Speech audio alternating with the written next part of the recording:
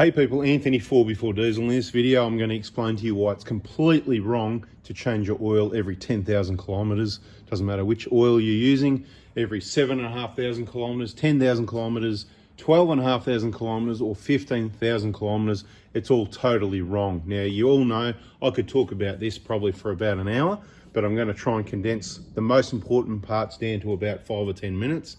At the end of the day, there's so many variables to this, so you really need to be subscribed with a bell on, catching every video as it comes out. Just take the 10 minutes a day to get yourself educated, and there'll be a few eye-openers for you. And as the people say, don't trust me, they tell me there's all these gold nuggets out there through the videos, and it might not even be on topic or automotive related, but it could cost you or save you hundreds or thousands of dollars. Okay, so onto this one, the oil.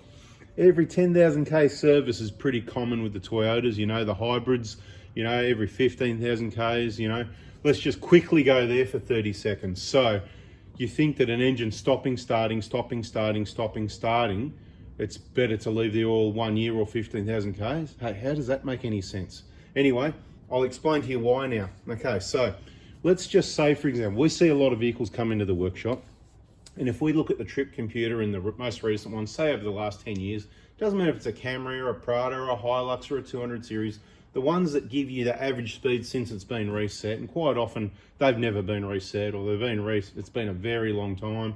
Anyway, driving around in your typical traffic, you know you're going to be averaging probably 30, 40 Ks an hour for most people. Now, this varies for everybody. If you live out on a 100K highway and you're out in the country and you get out there and you're straight up to the speed limit, and then you get to the shops and you stop and you switch it off, then your average speed might be 80 Ks or something like that. There's a lot of variables, but for the majority, at least probably 95%, more likely more than 99% of people, if you go and have a look at on your trip computer, put it in the comments for me actually, here you go. Anybody that's got a vehicle in the last 5 years that's got that Toyota, where it's got the after reset and you haven't reset it for, say, you know, at least 100 hours or a couple hundred hours, put it in the reply what your average speed is. I'll keep explaining. Okay, so it comes down to engine hours. Okay, so there you go. I've given you the hint early at 2 minutes. So for the smart people that are already on to me, it comes down to engine hours. So what do you think's better for the engine? Starting up cold, start driving, take the kids to school, come back, switch it off. Go to the shops and back, come back, switch it off. Go to the post office, come back, switch it off. Averaging, you know, in traffic, 60 K zones, start, sitting at lights, averaging sometimes 20 kilometers an hour, 30, 40, 50, anything like that? Or do you think starting the engine, getting out on the highway, 100, 110 zone, and you're averaging pretty close to 100 Ks an hour? It's not going to happen most of the time, but if you do a big trip like we just have around Australia, and you're using very close to the 110K speed limit as much as possible, you can quite easily have an average speed of 100. Now, of course, we're doing some slower speed driving on dirt roads. We're out on some tracks, but not that much low range work at all, really. Mainly just dirt road outback tracks, which still is 80 to 100 Ks an hour for us. So once again, if you got your caravan and you're going slow, keep an eye at that right-hand mirror, and when you see me coming, just slow down and move over, and I'll go past on the hard right-hand side for as long as I can. I'll take notice of which way the wind's blowing. I'll keep you out of the dust, out of the rocks, and we'll both be happy. And I'll be gone, and you won't be in my dust for more than 30 seconds. Now, the other way it goes is, you just keep going fast. You see me in the mirror, or you don't because you're not looking. You go hard. You make it hard for me to get past. I cop all your dust, so I'm a bit angry. No, not really. We don't get angry. But we're going past anyway. That means I'm going to go past a lot faster to get past you safely, because I don't want to be out there forever. I'm not going to be sitting sucking in your dust forever. I'm not going to be traveling at caravan speed. So here we go, right off topic, but isn't it good? So I'm not going to be doing that. And that means if I'm going past you, if you're trying to push 100, because here's this straight bit where you can see a kilometre down the road, guess what? That's where I'm going past. So you've just pushed your caravan up to 100 because you don't want me to get past because, you know, you're going to be in my dust. Well, I'm going past you at 120, 130. Okay, where the road's wide enough and safe enough, the road conditions, all that sort of thing. And guess what that means for both of our windscreens, both of our paintworks? Well, it's worse for you, but it's damage for both of us. So let's just make it easier for everybody and be considerate on the road, both the blacktop, the dirt roads, in every way. And I'm sure anybody that's still watching my videos at 4 or 5 minutes is doing this anyway, because they're the right people. Unfortunately, the ones that aren't listening now, they're the ones that need to have a think about how they operate, right? Now, back to this. So what I'm trying to say is, if you haven't worked it out already, let's use the average of 30 Ks an hour, because that is quite common. So 10,000 K service, you can get the calculators out. I'm not going to do it. You work out how many hours the engine's done in 10,000 kilometers at 30 k's an hour, right? You can work that out. Mathematics, I think they taught that in probably early secondary school. And then what you do is you say, oh, look, I'm going on a trip, but I'm going to do 20,000 k's. People get all panicked about oil changes and fitting oil in the car and drain trays. Lucky for us, we know people around, workshops, and they've got oil and we can do an oil change if we want. No issues there. I simply don't carry oil or many spare parts or tools. When I go on a trip, that's where you can rely on me to give you the right information. What we do works. What we do works in our convoy for all the vehicles, well, for the ones that listen. And obviously, we take a lot of notice when we're out on the tracks and trips. So it's not just us, it's people in caravan parks, it's people on the side of the road, it's people at whatever station you're at, and we take notice of the vehicles, the setups, and we talk to people and see the problems they have. So, yeah, we've gone a little bit off topic, but there's a lot of information there that I'd like to share to get you thinking, to help you keep your vehicle reliable and save you some money once again. So once again, if you think that's worth it, subscribe, turn the bell on so you don't miss anything. I don't want you to miss anything. And some people think it's not about the YouTube channel. I'll tell you right now, I make a lot more money from the workshops, other things, part sales, whatever the case may be, than I do off any YouTube channel or ever will. So it's not about the YouTube channel, it's about getting you onto the information, the right information, and stop watching some of that other garbage around, 24/7 stuff. It's just how to wreck your vehicle, especially that latest one Mitch was watching the other day, wreck your car at the Cape. Oh, ridiculous, isn't it? So totally off topic, but we've got to have a chat. Now, if you're still with me, 30 k's an hour for 10,000 kilometers an hour versus 90 kilometers an hour as an average means you've done 3 times as much, or a third of the, it depends which way you're looking at it, a third of the engine hours, if you like. So, if you're doing 10,000 kilometers and you average 100 k's an hour, well, how many times does 100 go into 10,000? Pretty straightforward. You've done 100 hours driving. Is that right? I'm just on the fly here. Is that right? Anyway, if you're averaging 30 k's an hour, you've done 300 hours driving.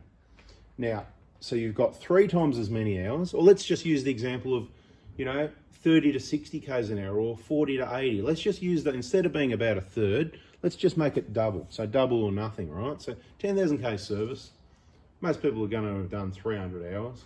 Is that right? Yeah, something just thinking out loud again.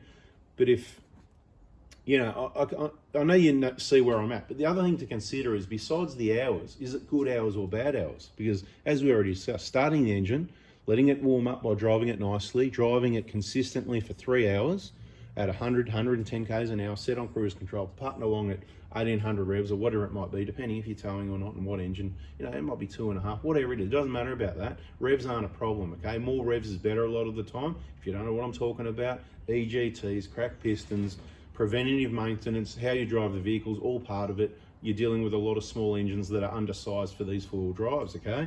2755cc, a 3-litre, a 4-cylinder in a big 4-wheel drive with a caravan. It's not really a good recipe. So you need to understand why they tell you to leave it in 4th.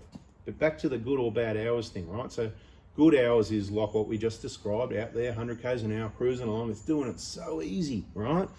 And quite often, if you're traveling fast enough, there'll be enough load that the EGR valve will be shut a lot of the time, which means less EGR flow, which means cleaner oil, less soot, less contamination of the oil. The soot loading in the oil is one of the biggest issues. There's nothing really else going on with it. We're talking about the diesels here. Petrol's another story. The petrol contaminates, it wrecks the seals, blah, blah, blah. Let's just get the oil change on the petrols anyway. But the diesel oil stays really clean these days because of the common rail, the clean combustion. The EGR is the problem. So if you're driving it, say you're in the Northern Territory, let's just use an example, 130 k's an hour. If you're pushing that brick through the wind at 130, of course you're loading up the engine pretty hard. So maybe it's not the best idea for a small engine in a big 4-wheel drive, especially towing. But if you were, that shuts the EGR valve most of the time, subject to, you need to have a look at that conditions, tailwinds, headwinds, and all this sort of thing. And therefore, that's a good thing to help keep the oil clean, right? But of course, you want to have your RPMs up for airflow, the free cooling to the engine we talked about in another video not that long ago. So I hope you know what I mean. And the bad driving or the bad oil, you know, that's starting it up cold, taking the kids to school, 5Ks, bring it back, switch it off. Didn't even get to operating temp in winter. Even if it did, so what? It's a cold start. It's stop-start driving. You're sitting in traffic. Then you've got to go to work, 20 minutes, half an hour, whatever it is, switch it off, So you got all these warm-up cycles, right? So less warm-up cycles, the better. The more consistent driving, the better. Everybody knows a highway car, highway driven, is so much better. And if you work it out this way, it's probably 300% better, not just on the engine, but all the other gear changes through the transmission, loading on the diff, on and off, brakes, tires, suspension, bushes, everything is so much better. So when I sell this 2022 1GD, I'll be asking 3 times the price. No, just joking, of course, but you know, it won't be the cheapest one because it is an awesome, reliable setup. It's been looked after awesomely. This is, excuse me, this is the oil we use, of course, the full synthetic. That's what you need to use in these little engines because they're so highly strung. They want full synthetic. You know, this is the oil they want. You know, this Toyota Supra performance stuff. Yes! Anyway, right? So I hope you get what I mean. So if you're away on a trip and you go, oh, you know, I need to do an oil change. I'm going to do 12,000 Ks on this trip, or I'm going to do 15,000 Ks. Look, if you're doing it in 2 months or something like what we did, what I'm saying is I wouldn't worry about it too much. Now, I'm not saying that I did or didn't and whatever. Look, I might be a bit crazy and do 5,000 K oil changes anyway, but that would be a waste of oil, like a waste of time. Do you know what I mean? So just have a think about it, because if you're doing, you know, we always said 5,000 K oil changes are great. That all started on petrol engines before we really got into diesel, you know, many years ago. Petrol engines, 5,000 Ks. Look, I had a WRX, you know, I had a 98 WRX.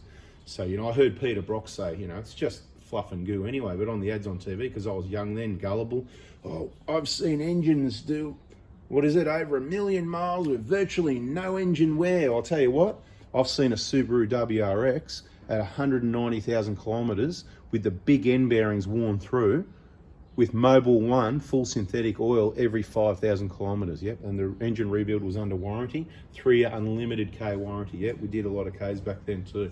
Don't worry, we always got around. Not always that type of four-wheel drive.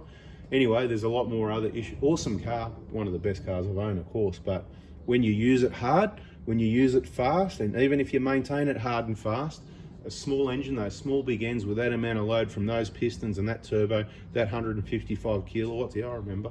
Not that much in today's thing, but in a small car, they were a quick car, which is why they were called the Pocket Rocket, right? And I had other WRX, but anyway, doesn't matter about that, that's another story.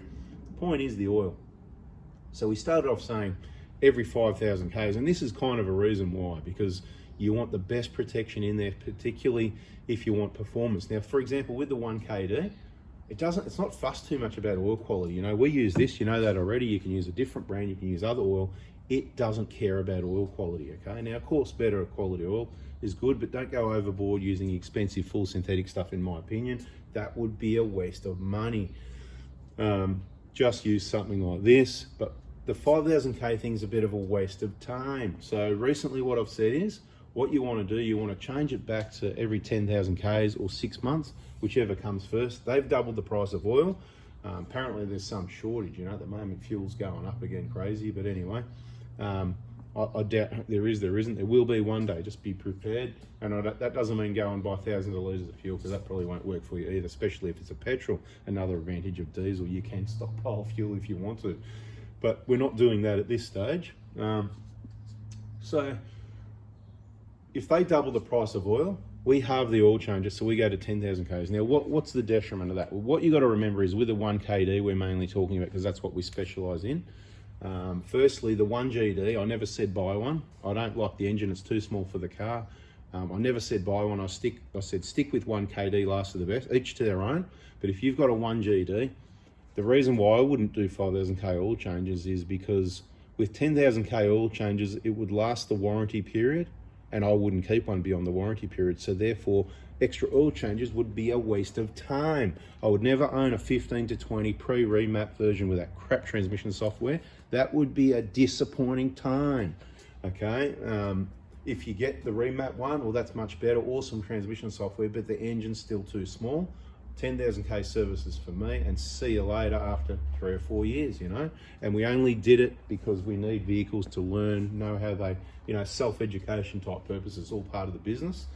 Okay, now the 1KD, okay, it's just awesome, really. It's an awesome engine. We know everything that could or might go wrong with it. It's virtually nothing, okay? And the big one, you know, the one we're talking about, it's so unlikely it's not funny, and if you follow all the guidelines, all the precautions, you can avoid it. And we've got all the plan Bs, and you know the crack piston fund. I mean, you know, that solves the problem, worst case scenario. And the reason we can do that is because there's so little of them when the maintenance is done right. Certainly wouldn't want to do something like that with like an insurance company on a public thing with all cars that haven't been maintained right, because there's a few more out there. So oil changes, yeah, it's a bit of a long waffle one, isn't it? A lot of people like that, so I'm going to continue it. Okay, so we haven't got much longer to go now. My point is, on my 1KDs now, I'm doing oil changes every financial year and Christmas, right? So twice a year, regardless of kilometres, unless they've done more than 10,000. So they'll be doing probably less than 20,000 a year. So they'll still get oil changes. It could be 3,000, 6,000, 8,000, whatever it might be, but it's getting them at twice a year. They're only going to get an oil filter if they've done 10,000 or thereabouts. I'm not worried about the oil filter for, again, I'm going to add a bit. So this is why you wait till the end. So overseas Toyotas, they talk about service every 10,000 miles. So there you go. So that means 16,000 kilometers, right? So that means your oil filter must be okay for 16,000 kilometers, right? So what? Oh, you've only done 6,000? Leave the oil filter, change it at 1200. It's not going to block up. It's not going to stop filtering. I'm not worried about it. I've never seen a problem. It's not going to be a problem. We're talking about these cars, not other rubbish cars, right? Mate, I'll tell you what, while we're talking about rubbish, you know, someone I know got a car. I don't want to say too much because I don't want to be specific about brands, but I'll tell you what, some of these cars that I mean, they're just rubbish cars. I don't really want to talk about. So I'll talk about the Toyotas. They're actually the best, but I'm telling you every problem they've got. So it's like, you know, on my channel, it makes it sound bad, but actually the best car. There's all these people, you see the comments and they go, don't buy a Toyota, don't buy a Toyota. But mate, good luck to them, whatever else they're going to go and buy. They've got some big problems happening. Anyway, I'm sure you get what I'm saying about the oil changes. That's what I'm going to do with the 1KDs twice a year, unless they do more than 10,000 in 6 months, which I can't see the Hilux and the 120 doing that, especially while we're trying to put the big Ks on the 150, because that's how we get to see what it does, use it, see what fails, whatever. I mean, not the big Ks. I mean, we've done it will be 50,000 Ks now, ballpark numbers in, less than 2 years. I mean, it's about, 17, 18 months, somewhere around there, 19, 20 months. I don't know, something like that. Let's say 19 to 20 months. So I'm trying my hardest. We'll have some more big trips and we'll get some more Ks on there, hammer it around. The Dobinson suspension's going really good. We'll have another video soon, if I haven't already, on that, what happened with that BFG tyre. It'll have a nice shard of rock in it, like a blade. So I hope you get what I mean, right? So if you're on a trip, don't worry too much about the oil changes. If you're not on a trip and you're driving where you know the hours, look at your average speed. I'd go as far as to say, I mean, what did Toyota in Australia mean when they said 10,000 Ks? Did they mean change your oil every 100 hours? That's way over. You look at other machinery and equipment, how many hundreds or thousands of hours before an oil change? Do you know what I mean? So just have a think about it. I mean, lawnmowers and things are stop start, and quite often they say 100 hours, or it's even bigger than that. It could be 200-300 hours. So what I'm thinking is, if they're saying every 10,000 Ks, and I see a lot of average speeds of 33, that means every 300 hours. So maybe that's a target. So I'm going to sort of put it out there that every 200 hours is around about probably a good time to do your oil changes, and you'd be overdoing it. Do you know what I mean? So unfortunately, the older cars haven't got the hour meter on there. You just need to have a think about what your average speed might really be, and you'll find it much lower. I'll give you an example. So we just drove around Australia, 15,000 Ks, used the speed limit 110 most of the way. Some areas we're doing faster because, you know, Northern Territory is 130, wink, wink. You know, so we're going a little bit faster some places, and we were going a little bit slower some places, but not much. The places we were going slower, just when we're in the country towns, of course, the lower speed limits, which there's not that much, you know. I would have said less than 10% would have been slower, but that brought our average speed on that trip computer down to, I think, about, 78 Ks an hour? So say about 80 Ks an hour, and that's a fast moving vehicle.